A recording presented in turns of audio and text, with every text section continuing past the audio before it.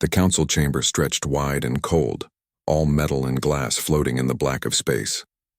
Stars pressed against the windows like distant witnesses. Ji-won sat in the human section, her hands folded tight in her lap. Beside her, small and trembling, sat Hyun. The child barely reached Ji-won's shoulder. Soft gray fur covered her small body, and her large dark eyes kept darting toward the center of the room where the council members sat in their high seats. Hyun's tiny hand crept across the space between them and grabbed onto Ji-won's sleeve. The grip was desperate. Ji-won wanted to pick her up, wanted to leave this terrible room and take Hyun somewhere safe. But she stayed still. This hearing would decide everything. Ambassador Reith stood at the speaker's position. He was Velkin like Hyun, but there was nothing soft about him. His fur was darker, streaked with silver, and his eyes were hard as stone. He spoke in the common tongue, his voice carrying through the translation devices everyone wore. This council must recognize the clear path forward, Reith said. His words came out sharp and final. The child belongs with her own kind. Velkin law is ancient and proven. Orphans return to the state facilities where they learn strength and purpose. Ji-won felt Hyun's grip tighten until her small claws pricked through the fabric. Counselor Varn, a being that looked like flowing water given shape, spoke from the center seat. The human diplomat has filed for custody. We must hear her position. Ji-won stood. Her legs felt unsteady, but she made herself walk to the speaking position. Hyun tried to follow, but Ji-won gently pressed her back into the seat. The separation made the child whimper. 3 months ago, Ji-won began, keeping her voice level. Hyun's parents died when their transport crashed. She was the only survivor. She was injured, terrified, and alone. I was assigned as her temporary guardian while this council processed the legal situation. Temporary, Reith interrupted. You admit this yourself. The arrangement was never meant to be permanent. Ji-won turned to face him. She was dying when I got her. Not from her injuries. From grief. She wouldn't eat. Wouldn't sleep. The medical staff said her body was shutting down. The weak serve no purpose, Reith said flatly. If she lacks the will to survive, perhaps the natural order should proceed. Something hot and furious rose in Ji-won's chest, but she pushed it down. Getting angry wouldn't help. She turned back to Varn and the other council members. I held her every night for 2 weeks, Ji-won said quietly. I sang songs from my world.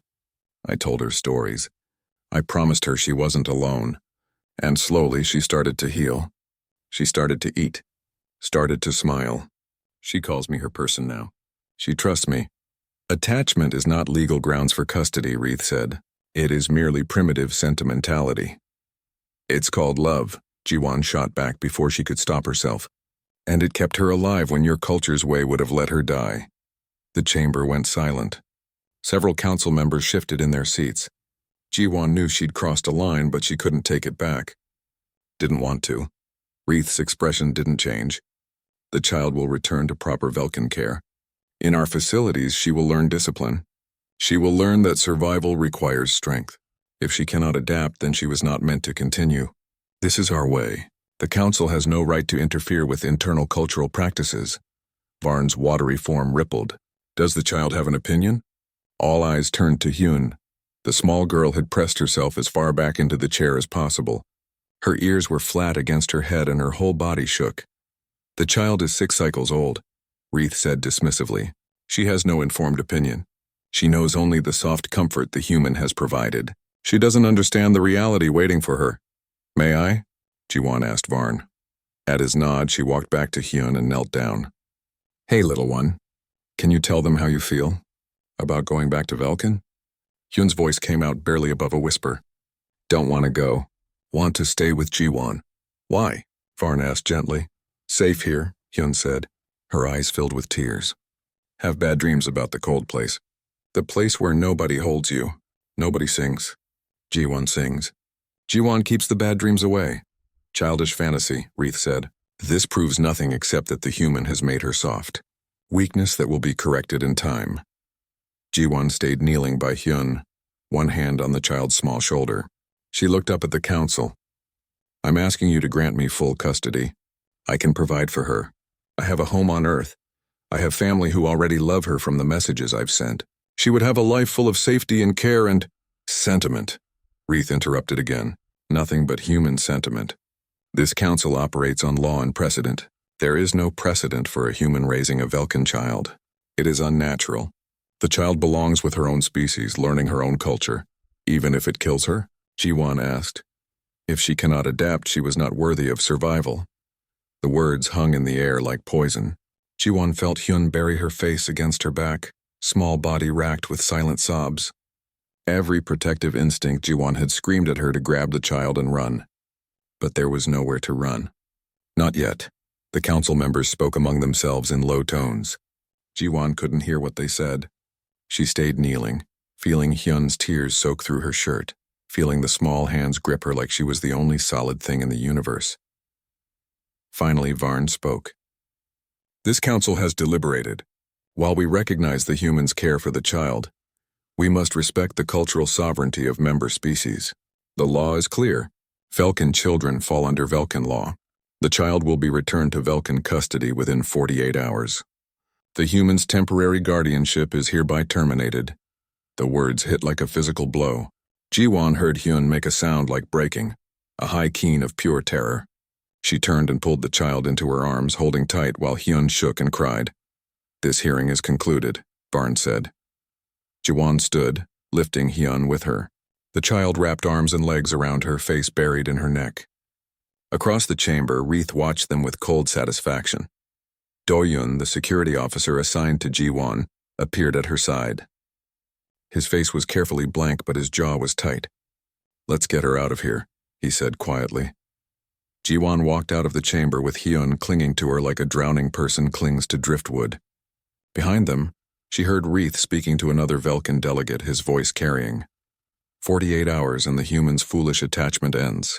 The child will learn reality soon enough. Ji-won's arms tightened around Hyun.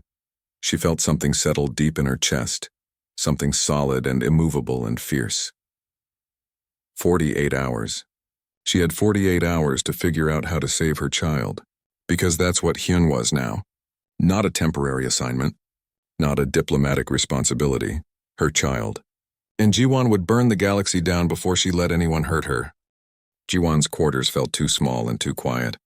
She sat on the floor with Hyun curled in her lap, the child's breathing finally steady after an hour of crying. The lights were dimmed.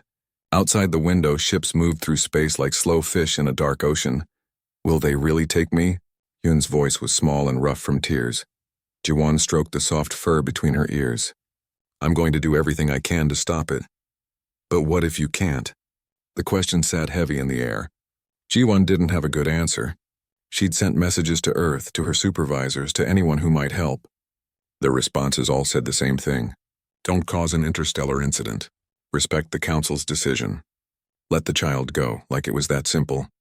Like Hyun was a package to be delivered, not a living being who deserved to be loved. The door chimed.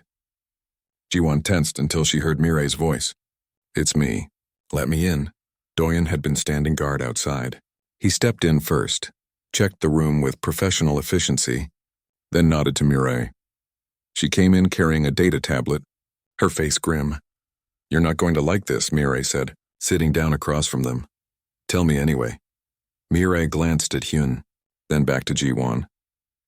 I pulled everything I could find on Velkan state facilities for orphans.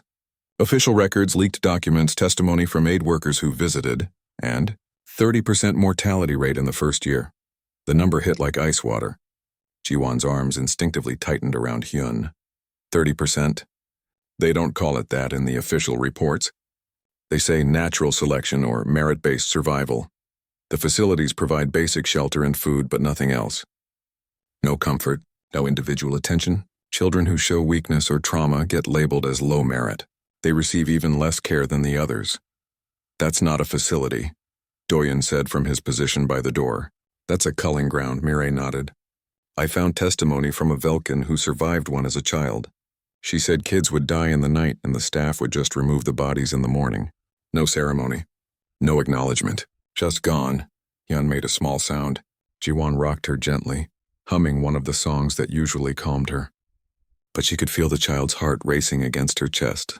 There's more, Mirai said. Hyun's already marked in their system as high trauma. Losing both parents in a violent accident. Severe grief response dependency issues. Those are all considered weakness indicators. She's 6 years old, Jiwon said, her voice shaking. She watched her parents die. Of course she has trauma. That's not weakness, that's being a child who needs help. I know that. You know that. But Vulcan culture sees it differently. They believe struggle creates strength. Comfort creates weakness. So they remove all comfort and see who survives. Jiwon looked down at Hyun. The child was so small. Her fur was still dull from stress, her body too thin. 3 months of care had helped, but she was still fragile. Still healing, she won't survive, Jiwon said quietly. If they take her, she'll die. Probably within the first month, Mirai confirmed. I'm sorry. I wish I had better news. The room went silent except for Hyun's breathing. Jiwon felt something click into place inside her. A decision made without conscious thought. She'd known it since the hearing, really. Since the moment Varn announced his verdict. She just hadn't admitted it to herself yet. Then they can't have her, Jiwon said simply. Doyun and Mirai both looked at her. Jiwon, Mirai started carefully. I understand how you feel, but the door chimed again. This time it was harsh and official. Before anyone could respond, it slid open. Ambassador Reith stood there with another figure beside him. This one was taller, scaled like a reptile wearing the black uniform of council enforcement. Enforcer Krell.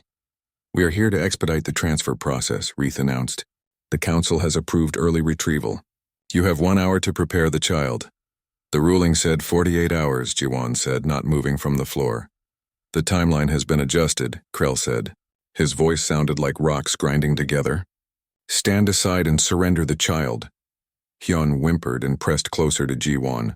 Her small claws dug in through Jiwon's shirt, pricking skin. No, Jiwon said. Reith's ears went flat. You have no authority to refuse. The council has ruled. I don't care what the council ruled. You're not taking her. The child is Vulcan property under our law, Reith said coldly. Your attachment is irrelevant. She will return to proper care where she will learn strength or learn death. Either outcome serves the natural order. She's not property, Jiwon said. Her voice came out steady despite the fear racing through her. She's a child, a living being who deserves to be loved and protected, not thrown into some nightmare place to sink or swim. Weakness, Reith said, like the word explained everything. Human weakness and sentiment. You have made her soft. We will correct this. If she cannot be corrected, she will be removed. This is our way. The inferior do not survive. This is natural order. Something in Jiwon snapped. She stood still holding Hyun and faced Reith fully. Get out.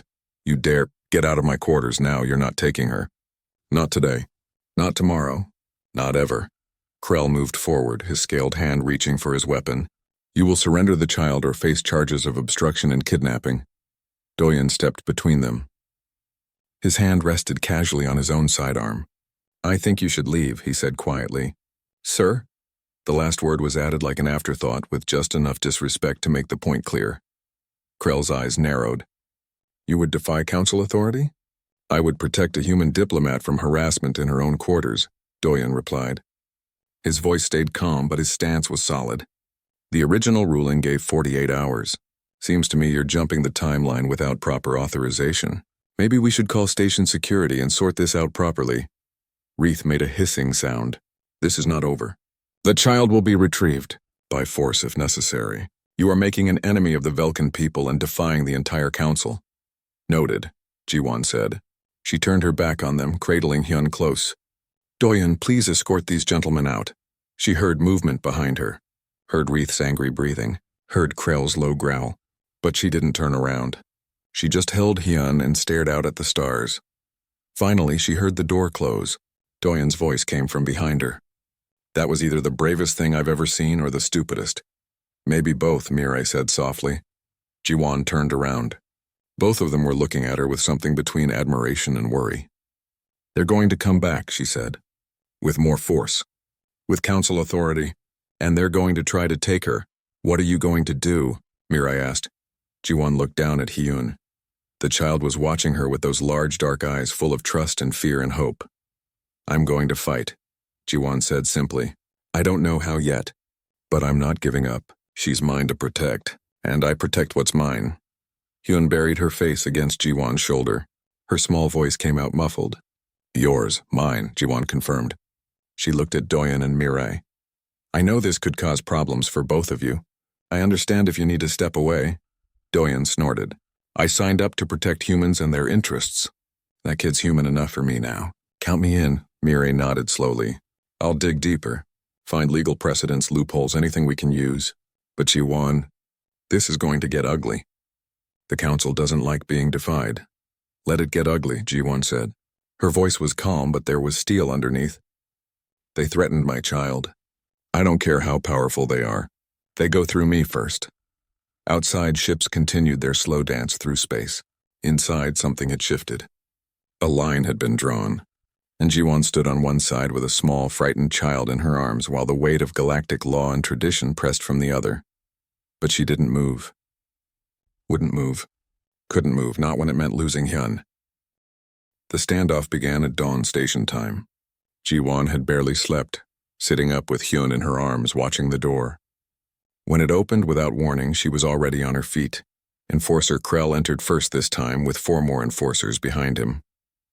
Reith followed, looking satisfied. Your hour of defiance has ended, the ambassador said. Surrender the child immediately. Ji-Won stood her ground. Hyun clung to her back, small arms wrapped around her neck. No. Krell moved forward. This is your final warning. Step aside or be moved aside. Doyen appeared in the doorway, blocking the reinforcements. His weapon was drawn, pointed at the floor, but ready. Everyone needs to calm down. You would draw a weapon on council authority? Krell demanded. I would protect a human citizen from unlawful seizure, Doyen replied. The original ruling gave 48 hours. That time hasn't passed. You have no authority to be here. Reith made a dismissive sound. The timeline was adjusted by emergency council vote. We have full authority. Show me the documentation. We do not require your approval. Human. Then you don't enter these quarters, Doyen said flatly. Mireille pushed past the enforcers, holding her data tablet. I'm recording this, she announced loudly. Every second. And it's streaming live to multiple networks. That made Reith pause. You have no permission to broadcast council proceedings. This isn't a proceeding, Mireille said. This is armed enforcers forcing their way into a diplomat's private quarters to seize a child. The human public has a right to know. So do several of our allied species. The stream's already got 50,000 viewers and climbing. Ji-Won felt a surge of gratitude. Smart. Make this public. Make them think twice about using force with the whole galaxy watching. Krell's expression darkened, but he stopped moving forward. You are making this worse for yourselves. We're making it visible, Ji-Won said. She could feel Hyun shaking against her back. Let everyone see what happens when the council decides a child's life is worth less than cultural tradition. The child is not your concern, Reith said, but his voice had lost some certainty. She is entirely my concern. She's under my protection. You have no legal standing. Then arrest me. Take me to trial. Let the whole galaxy watch you explain why a child has to die because she's sad. The room went very still. Outside, through Mireille's tablet, Ji-Won could hear notification sounds pinging constantly. The stream viewers were growing. People were paying attention. This is not about one child, Reith said finally. This is about maintaining order and respecting cultural boundaries. If we allow humans to interfere with our internal practices, where does it end? You cannot impose your values on every species.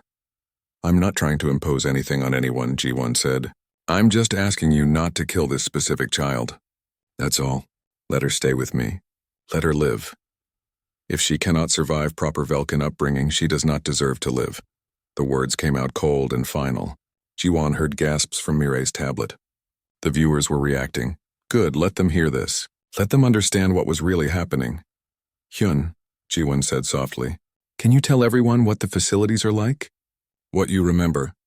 Hyun's voice came out small and broken. Cold, dark, kids crying, but nobody comes. Food, but no warmth. Sleeping alone. People die and nobody cares. Just take them away and get another kid to fill the space. More gasps from the tablet. The viewer count was climbing past 100,000. These are lies fed to her by the human, Reith protested. I've never been to your facilities, Ji-Won said. Everything she knows she learned before her parents got her out. They were refugees, remember? They were running from this. From you. Krell made his move then, apparently deciding that public opinion mattered less than following orders. He lunged forward, reaching for Hyun. Ji-Won twisted away, putting herself between the enforcer and the child. His scaled hand caught her shoulder, claws digging in. Doyen fired. Not at Krell, but at the floor between them. The energy blast scorched the metal, and the crack of it echoed through the room. Everyone froze. "That's your warning shot," Doyen said quietly. "Next one goes center mass." "You just assaulted a council enforcer," Krell growled. "I defended a civilian from assault. I've got 100,000 witnesses who just saw you attack an unarmed woman holding a child." The other enforcers had their weapons out now. So did Doyen. The quarters had become a powder keg waiting for a spark. Then a new voice cut through the tension. "Stand down. All of you." Captain Taijin stood in the doorway. He was tall, broad-shouldered, with gray in his hair and commander's bars on his collar. Behind him, Jiwan could see more humans in military uniform. "Captain," Krell said, "this does not concern Earth military. It concerns a human citizen under threat," Taijin replied calmly. "I'm here to ensure her safety. My ship is currently docked at this station. I have 200 Marines on board. I really hope I don't need to deploy them." "You threaten the council?" Reith's voice rose. "I'm not threatening anyone. I'm protecting my people, just like you claim to be protecting yours." Taijin looked at Jiwan. "You all right, diplomat?" "Been better, sir. I imagine so." He turned to Krell. "Here's what's going to happen. You and your people are going to leave these quarters. Then we're going to sort this out properly, through diplomatic channels with proper documentation and procedure. Nobody's taking anyone by force today." "The council has ruled," Reith said. "The council can rule again," Taijin said, "after proper appeals and review. That's how this is supposed to work. Unless you'd prefer to explain to your superiors why you started an armed confrontation with Earth military over custody of one child." The viewer count on Mireille's stream had passed 300,000. Jiwan could see the calculation happening in Reith's eyes. This had gotten too big, too visible. Using force now would look exactly like what it was. Powerful adults hurting a small child because she didn't fit their cultural mold. "Emergency council session," Reith said finally. 1 hour. The human will present her case formally. The council will hear final arguments. Then a binding vote will be held. "Fair enough," Taijin said. "But the child stays with Diplomat Jiwan until that vote is complete." "Agreed?" Krell looked ready to refuse, but Reith raised one paw. "Agreed, 1 hour. Do not be late." They left, taking the tension with them but leaving an electric charge in the air. When they were gone, Jiwan's legs finally gave out. She sank to the floor, still holding Hyun, her whole body shaking with adrenaline crash. Taijin crouched down beside her. "That was either very brave or very stupid. So I've been told," Jiwan managed. She looked up at him. "Thank you. Thank your friend with the live stream," he said, nodding at Mireille. "Half of Earth is watching now. So are delegates from about 40 other species. The pressure's building. The council knows it. Will that be enough? Honestly, I don't know. But you've changed the game. This isn't a quiet bureaucratic decision anymore. It's a spectacle. And in spectacles, the side that looks like they're protecting a child usually wins." Hyun stirred against Jiwon's back. "Are they gone?" "For now, little one. Will they come back?" Jiwon stood, lifting Hyun with her. The child wrapped around her like always, face buried in her shoulder. "Probably. But we're going to fight. And this time the whole galaxy's watching." Mirai was still holding her tablet, monitoring the flood of messages coming through. "You're getting support from a lot of species representatives. Some of them want to speak on your behalf at the session." "Anyone important?" Taijin asked. "Representative Quell from the Tethian delegation. Councillor Varn himself sent a message saying he wants to hear more evidence and—" She paused, reading. "Elder Voth, the council historian. He's requesting time to present findings." Jiwon felt a flicker of hope. Voth was ancient, respected, supposedly impartial. If he had something to say, the council would listen. 1 hour, she said. "We have 1 hour to save her life." "Then let's not waste it," Taijin said. "Mireille, keep that stream going. Doyun, stay on security. I'll coordinate with my people and make sure the council knows we're watching." He headed for the door, then paused. "For what it's worth, diplomat, I've got 3 kids of my own. If someone tried to take them from me, I'd burn the galaxy down. I respect what you're doing here." When he left, Jiwan looked at Doyun and Mireille. Her friends, her allies. "Thank you," she said quietly. "Both of you. For standing with me." "Someone has to protect the protectors," Doyun said with a slight smile. Yun's voice came out muffled against Jiwan's shirt. You're not going to let them take me, are you? Jiwon held her tighter. No, little one. You're mine, and I protect what's mine, always. The council chamber was packed. Every seat filled, every gallery crowded with observers from dozens of species. The live stream that Mirai had started now had millions of viewers across the galaxy. This wasn't just a custody hearing anymore. It had become something much bigger. Jiwon walked in carrying Hyun. The child hadn't let go of her since the standoff in the quarters. Protocol said children weren't allowed in council sessions, but nobody tried to stop her. The optics of forcing a terrified child away from her protector in front of millions of viewers would be devastating. Captain Taejin sat in the human delegation section, his presence a quiet reminder that Earth was paying attention. Around the room, Ji-won could see other species representatives watching with interest. This decision would set a precedent. Everyone knew it. Councillor Varn called the session to order. His watery form rippled with what might have been concern. This emergency session will determine the final custody of the Velkan child known as Hyun. Both sides will present arguments. Then we will vote. Ambassador Reith, you may begin. Reith stood composed and confident. The law is clear. Velkan children belong under Velkan care. Our cultural practices have sustained us for thousands of years. We do not question how other species raise their young. We ask only for the same respect. To allow outside interference sets a dangerous precedent. Today it is one human and one child. Tomorrow it could be systemic dismantling of our entire social structure. He gestured toward Ji-won. The human claims attachment and love. These are admirable sentiments. But they are not legal grounds for custody. The child is Velkan. She belongs with her own kind, learning her own culture. The fact that our methods seem harsh to human sensibilities is irrelevant. We are not humans.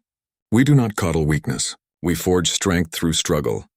Murmurs ran through the chamber, some species nodding agreement, others looking uncomfortable. Furthermore, Reith continued, if we allow this, where does it end? Do we permit any species to claim any child based solely on emotional attachment? Do we abandon all cultural sovereignty? The child will be cared for according to our standards. If she cannot adapt, that is tragic but natural. This is our way, he sat down. Varn turned to Ji-won. The human diplomat may now present her case. Ji-won stood but didn't move to the speaking position. She stayed in her seat holding Hyun. When she spoke, her voice was quiet but clear. 3 months ago, I was given a dying child. Not dying from injuries. Dying from a broken heart. Her parents were dead. She was alone in a universe that suddenly made no sense. The medical staff said if someone didn't reach her, she'd be gone within days. She looked down at Hyun, then back at the council. I reached her. I held her when she screamed from nightmares. I sang to her when she couldn't sleep. I fed her when she was too scared to eat. And slowly, piece by piece, she came back to life. This is sentiment, Reith interrupted. Not law. Let her finish, Varn said quietly. Ji-won continued. Ambassador Reith says his culture forges strength through struggle. That children who can't adapt don't deserve to survive. I say that's not strength. That's cruelty. And calling it culture doesn't make it right. Angry sounds from the Velkan delegation. But Ji-won kept going. Hyun is strong. She survived losing everything. She survived grief that would break most adults. She survived because someone showed her that life was still worth living. That's not weakness. That's the strongest thing I've ever seen. Representative Quell stood. The Tethian delegate was insect-like with multifaceted eyes and clicking mandibles. May I speak? Varn nodded. My species lays eggs in communal hatcheries, Quell said. We do not form individual parent bonds. But we have studied species that do. Humans are unique in their bonding capacity. They form protective attachments not just to their own offspring, but across species lines. This is documented extensively. Irrelevant sentiment, Reith repeated. Is it? Elder Voth's voice rang out. The ancient being moved slowly to the speaking position. He was old even by long-lived species standards. His crystalline form clouded with age. I have served this council for 3 centuries. I have seen many custody disputes, but I have never seen this level of determination from any species. So I researched, and what I found was fascinating. He activated a display. Data filled the air above the council floor. 47 documented cases of humans adopting orphaned aliens. 47 cases. 100% survival rate. Not just survival. Thriving, education, integration, success. The numbers hung in the air like an accusation. Voth continued. I compared this to institutional care across the galaxy. The average survival rate for war orphans and trauma cases in state facilities is 60%. The Vulcan facilities specifically show a 30% mortality rate in the first year for high trauma cases. These numbers are taken out of context, Reith protested. Are they? Voth turned his clouded eyes on the ambassador. I have the full data here. Would you like me to present it in detail? Silence, another figure stood. This one was human, older, with gray hair and kind eyes. I am Youngsu, a xenoanthropologist. May I speak? Varn nodded again, looking fascinated now. Youngsu walked to the center. I study how different species evolved and how that affects their behavior. Humans are unusual among spacefaring species. Most of you evolved as apex predators or developed hive minds with collective intelligence. Humans evolved as persistence hunters with strong social bonds. He brought up images. Ancient human history. Humans survived by working together, by protecting the weak and vulnerable in the group, by carrying injured members, by feeding those who couldn't hunt, by caring for children collectively. This created what we call pack bonding behavior. More images. Humans with animals. Humans with alien species. Humans will bond with anything. They domesticated wolves into dogs. They keep dangerous predators as pets. They form emotional attachments to robots, to plants, to drawings on paper. And once they bond, they protect. Fiercely. He looked at G1. What you're seeing here is not an anomaly. This is fundamental human nature. When a human claims something is theirs to protect, they mean it absolutely. This diplomat didn't choose to bond with the child through logic. It happened automatically. And now you're trying to break a bond that to a human is as real as biological relation. This proves they are too emotional for custody decisions, Reith said. Does it? Elder Voth spoke again. Or does it prove they are uniquely suited for it? Ambassador, your culture values strength, but you define strength as the ability to survive hardship alone. Humans define strength differently. They define it as the ability to protect others. Neither definition is inherently wrong, but the results speak for themselves. The data still floated in the air. 100% survival versus 30% mortality. Hyun stirred in Ji-won's arms. Her small voice carried in the silent chamber. Don't want to be strong alone? Want to be strong with Ji-won? Ji-won held her closer. You are strong, little one, so strong.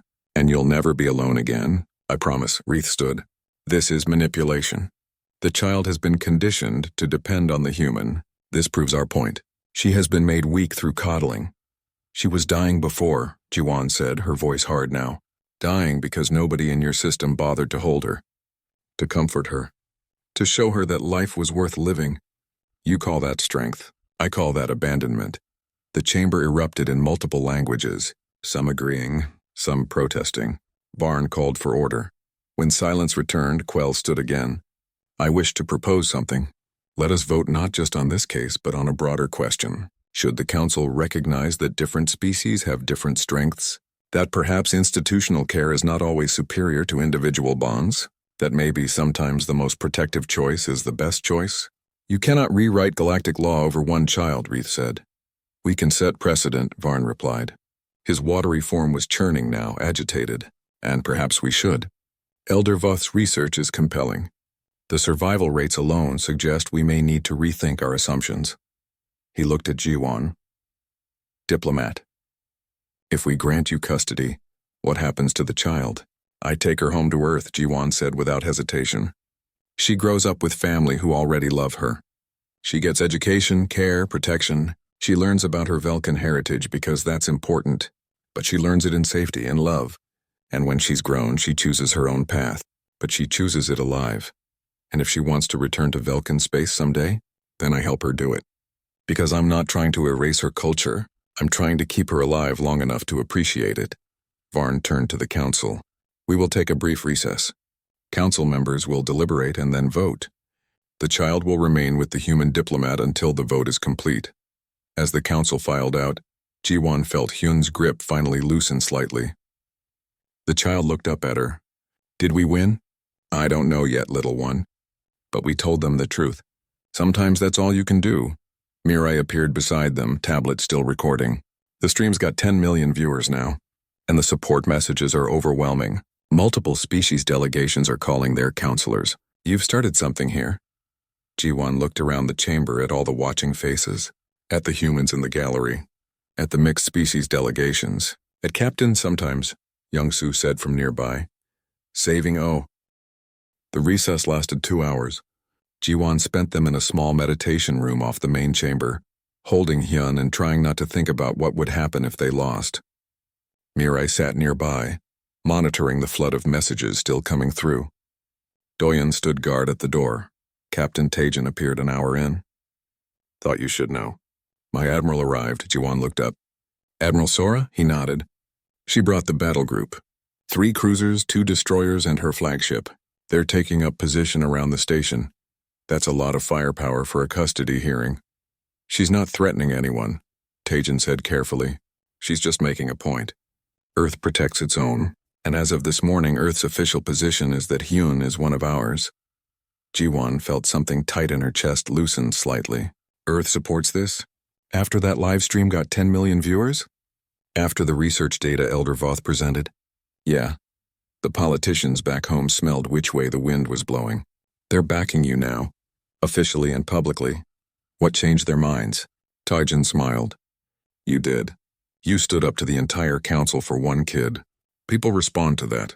And once they started digging into Velkin facility mortality rates, it became a no-brainer politically. Nobody wants to be on the side of letting children die. The door chimed. One of the council staff appeared. They're ready. The vote will proceed. Ji-won stood, lifting Hyun. The child had been quiet for most of the recess, but now she whispered, I'm scared.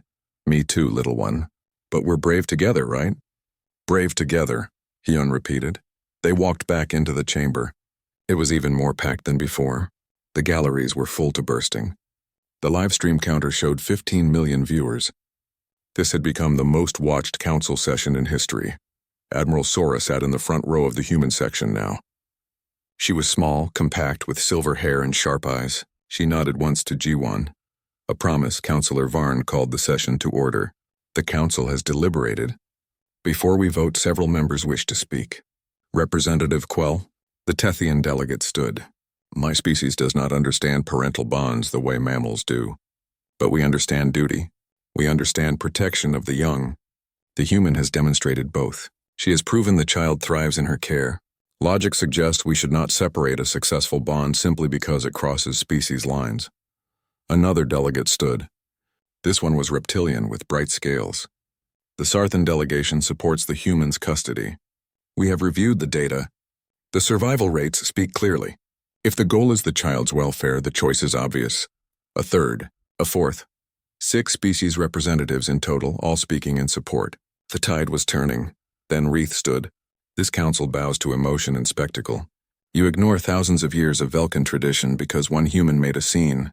You disrespect our culture and our sovereignty. If you rule against us, you set a precedent that any species can interfere with any other's internal affairs.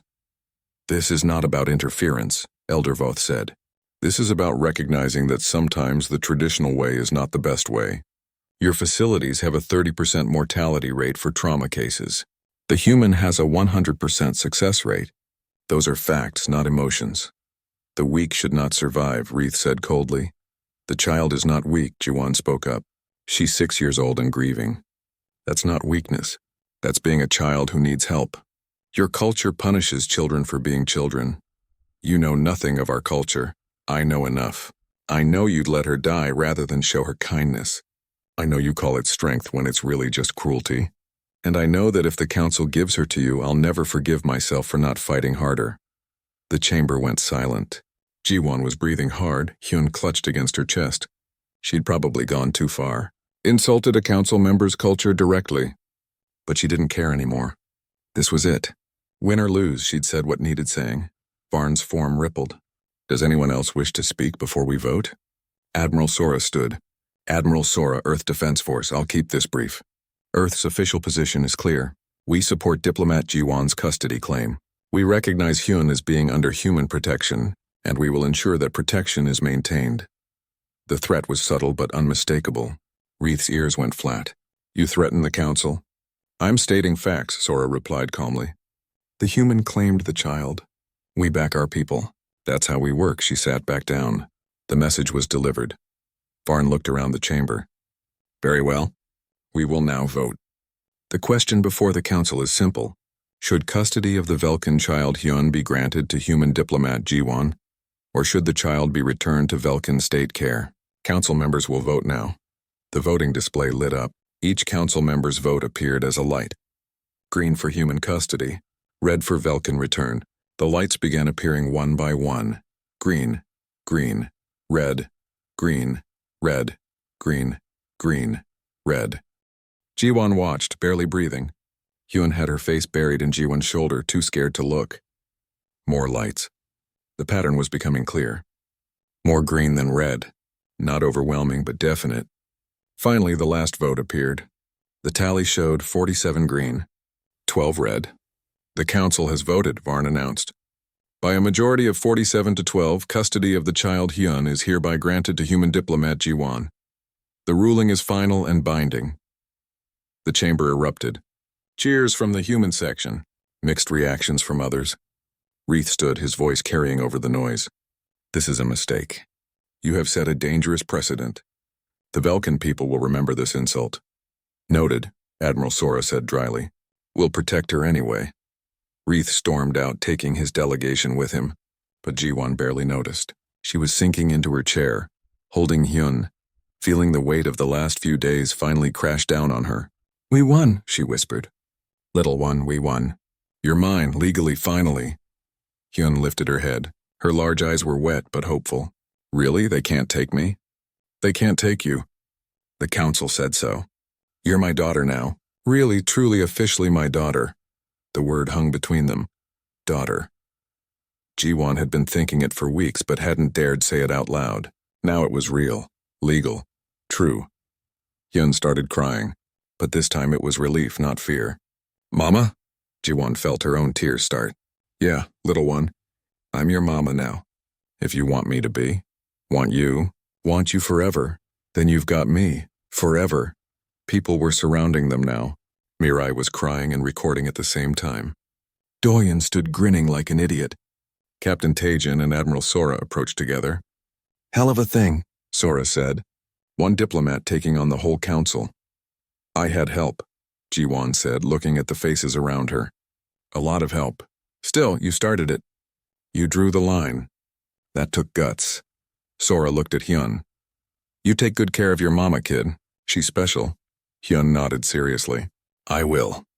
Representative Quell approached, mandibles clicking in what Jiwon had learned was their version of a smile. This will have repercussions. Good ones, I think. Already, 3 other species have contacted me about reviewing their orphan care policies. Your stand may save more than just one child. I wasn't trying to change the galaxy, Jiwon said. I just wanted to save her. Sometimes they're the same thing. Over the next hour, various delegates came to speak with her, some offering congratulations, some expressing concern about the precedent, a few asking quietly if she knew of other humans who might help with their own orphan situations. Elder Voth was one of the last. The ancient being settled near them with a sound like wind chimes. You did well, human. You showed the council something important. What's that? That love is its own kind of strength. That protection of the vulnerable is not weakness. That maybe sometimes the old ways need to change. His clouded form seemed to brighten slightly. I have been on this council for 300 years. I have seen much, but I have rarely seen such fierce determination. You would have fought the entire galaxy for that child. Without hesitation, Jiwon confirmed. That is what we needed to see. Not just you, but what you represent. Humanity's gift to this galaxy may not be your technology or your military might. It may be your capacity to care, to bond, to protect what you claim is yours with absolute commitment. He drifted away, leaving Jiwon to think about his words. Finally, it was time to leave. Admiral Sora had arranged transport back to Earth on her flagship. Figured you'd want to get home quickly, she explained. Plus, traveling on a battleship tends to discourage anyone from trying to change the Council's mind forcibly. The walk through the station to the docking bay felt surreal. People stopped to watch them pass. Some called out support. A few called out protests. But Jiwon just held Hyun and kept walking. At the airlock to the ship, she paused and looked back at the station. At the council chamber where she'd fought for her daughter's life. At the spot where she'd drawn her line and refused to back down. Hyun tugged on her sleeve. Are we really going home? Yeah, little one. We're going home. To Earth, to our family, to our life together. Will it be safe there? Jiwon thought about Wreath's parting words. About the precedent this set. About how the galaxy might react. Then she looked at Admiral Sora, at the battleship, at the humans ready to protect them. Yes, she said firmly. It'll be safe. Because you're mine and I protect what's mine, always. And I'm yours, Hyun said, repeating the words like a promise. Always. They boarded the ship. As it pulled away from the station, Jiwon stood at a viewport with Hyun in her arms, watching the stars. Behind them, the council station grew smaller. Ahead, Earth waited. Mirai came up beside them. The stream finally ended. Final count was 20 million viewers. You're famous now. Both of you. I don't want to be famous. I just want to take my daughter home. Mirai smiled. Your daughter? That sounds good. Yeah, Jiwon said softly. It really does. Hyun had fallen asleep against her shoulder, finally relaxed enough to rest. Jiwon held her carefully, protectively, the way she would for the rest of her life. Somewhere behind them, Ambassador Wreath was probably filing protests. The Velkan government was probably angry. The council was probably arguing about what this precedent meant. But none of that mattered. Not really, because in the end one simple truth had won out over law and tradition and cultural pride. When a human says mine about someone they love, they mean it absolutely. They'll stand against councils and governments and entire galaxies if they have to. The council had threatened the cub. The woman had said mine. And the room had changed.